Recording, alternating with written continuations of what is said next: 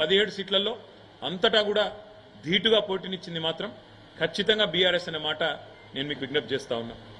ఇవాళ ఒకటి మాత్రం స్పష్టం, ఢిల్లీలో కుస్తీలు, గల్లీలో దోస్తీలు. కాంగ్రెస్ బీజేపీ రాజకీయం చూస్తే ఢిల్లీలో కుస్తీ, గల్లీలో దోస్తీ అన్నట్టుగా ఇలా వ్యవహారం నడుస్తూ ఉంది. ఢిల్లీలోనేమో ఏదో కొట్లాడుతున్నట్టు యాక్టింగ్, కానీ ఇక్కడ దాదాపు 6-7 సీట్లలో ఇవాళ తెలంగాణలో కాంగ్రెస్ పార్టీ బలహీనమైన డమ్మీ అభ్యర్థులను పెట్టి వాళ్ళ కరీంనగర్తో సహా, నిజామాబాద్తో సహా, అదేవిధంగా నిజామాబాద్లో డమ్మీ అభ్యర్థి నేను ఎందుకంటా ఉన్నా అంటే జీవన్ రెడ్డి గారు సీనియర్ నాయకుడే, కానీ ఆయన పోటీ చేయాలనుకున్నది కరీంనగర్ నుంచి. ఆయనను బలవంతంగా ఆయనకి ఇష్టం లేని నిజామాబాద్లో రుద్దింది కాంగ్రెస్. కరీంనగర్ అభ్యర్థి ఎవరో ఎవరికి తెలియదు. సికింద్రాబాద్ అభ్యర్థి అసలు ప్రచారం కూడా దాదాపు లాస్ట్ 10 రోజుల వరకు చేయలేదు. మల్కాజ్గిరి అభ్యర్థి ఆ ప్రాంతం కనీసం సుపరిచితం కూడా కాదు, పరిచయం కూడా లేదు. ఇట్లా 6-7 సీట్లలో డమ్మీ అభ్యర్థులను పెట్టి రేవంత్ రెడ్డి గారు మరి బీజేపీని గెలిపించడానికి కిషన్ రెడ్డి కంటే ఎక్కువ రేవంత్ రెడ్డి కష్టపడ్డాడన్న మాట నేను విజ్ఞప్తి చేస్తా ఉన్నా. అదే మాదిరిగా ఇవాళ ఒక వార్త స్పష్టంగా కనబడతా ఉంది. నేను మా నాయకులు కార్యకర్తలకు కూడా నేను చేసే విజ్ఞప్తి, వాళ్ళ దేశంలో ఈ 2 కూటమిల్లో ఏ కూటమికి కూడా స్పష్టమైన మెజారిటీ వచ్చే పరిస్థితి కనబడడం లేదు. ఇటు బీజేపీ ఆధ్వర్యంలో ఉన్న ఎన్డీఏకి కానీ, కాంగ్రెస్ ఆధ్వర్యంలో ఉన్న ఇండియా కూటమికి కానీ స్పష్టమైన మెజారిటీ అయితే వచ్చే పరిస్థితి లేదు. ప్రాంతీయ పార్టీలే తమ హవా కొనసాగించబోతా ఉన్నాయి. తప్పకుండా ఏ పార్టీలు అయితే ఇండియాలో కానీ ఎన్డీఏలో కానీ లేవో ఆ పార్టీలకు వచ్చే సీట్లు, అందులో చాలా ప్రముఖమైన పార్టీలు ఉన్నాయి. బీఆర్ఎస్ ఉన్నది, వైఎస్ఆర్సీపీ ఉన్నది, బిజు జనతాదళ్ ఉన్నది. వీళ్ళే రేపు ప్రాంతీయ శక్తులే నిర్ణయాత్మకమైన పాత్ర పోషిస్తాయనే విశ్వాసం మాకున్నది. 5 నెలలు టైంపాస్గా నడిపింది కాంగ్రెస్ ప్రభుత్వం ఈ రాష్ట్రంలో ప్రభుత్వాన్ని.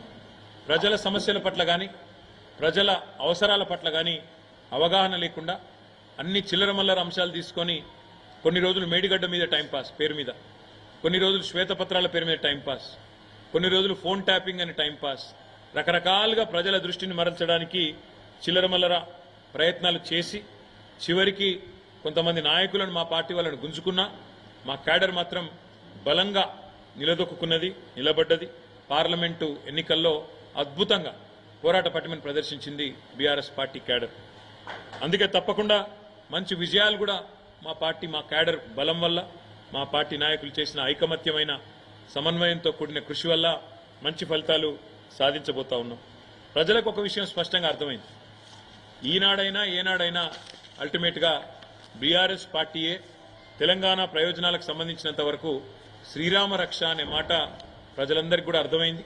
2 జాతీయ పార్టీలు కూడా కేవలం సన్నాయి నొక్కులు నొక్కడానికి, విమర్శలు చేయడానికి, కేసీఆర్ గారిని దూషించడానికి, కేవలం తెలంగాణకు ఏమీ చేయకపోయినా అడ్డగోలు మాటలు మాట్లాడడానికి, అడ్డగోలు విమర్శలు చేయడానికి మాత్రమే పరిమితం.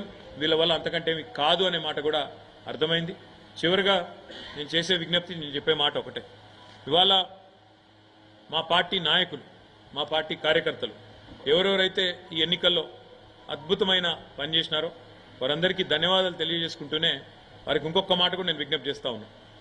మీరు చేసిన కృషి, మీరు చేసిన ప్రయత్నం ఉత్తగానే పోదు. పార్లమెంట్ ఎన్నికల్లో మంచి ఫలితాలతో పాటు, మంచి ఓట్లతో పాటు, సీట్లతో పాటు రేపు తొందరలోనే జరగబోయే స్థానిక సంస్థల ఎన్నికలకు కూడా మీరు చేసిన పని, మీరు పెట్టిన ఎఫర్టు ఇదొక పునాది కాబోతా ఉన్నది. ఎందుకంటే ఈ సంవత్సరం వరుసగా జిల్లా పరిషత్ ఎన్నికలు ఉన్నాయి, మండల ప్రజా పరిషత్ ఎన్నికలు ఉన్నాయి, సర్పంచ్ ఎలక్షన్లు ఉన్నాయి, అదేవిధంగా కౌన్సిలర్ ఎన్నికలు ఉన్నాయి. ఇవన్నిటికీ ఒక బలమైన పునాది, ఒక బలమైన మరి ఎఫర్ట్ ఏదైతే మనం చేసినామో తప్పకుండా ఇవన్నిటికీ ఇది ఒక బలమైన ప్రాతిపదికగా మారుతుంది. తప్పకుండా కాంగ్రెస్, బీజేపీ శాయశక్తుల ఎన్ని ప్రయత్నాలు చేసినా తప్పకుండా మీ అందరి ఎఫర్ట్ వల్ల మళ్ళీ తెలంగాణ ప్రజల ఆశీర్వాదంతో బీఆర్ఎస్ పార్టీ ఈ 3 పార్టీలలో అత్యధిక సీట్లు సాధించిన పార్టీగా నిలబడబోతుందని చెప్పి కూడా తెలియజేస్తూ, మళ్ళొక్కసారి మాకు ఎన్నికల్లో ఓట్లేసిన ప్రజలకు, అదేవిధంగా అహర్నిశలు కష్టపడి పనిచేసిన మా గులాబీ సైనికులకు హృదయపూర్వకంగా ధన్యవాదాలు తెలియజేస్తూ, తప్పకుండా మంచి మెజారిటీతో మరి మంచి గౌరవప్రదమైన స్థాయిలో ఆ 2 పార్టీల కంటే ఎక్కువనే సీట్లు సాధిస్తామని చెప్పి కూడా ఆశాభావాన్ని వ్యక్తం చేస్తూ మాకు సహకరించిన ప్రతి ఒక్కరికి మీడియాతో సహా ప్రతి ఒక్కరికి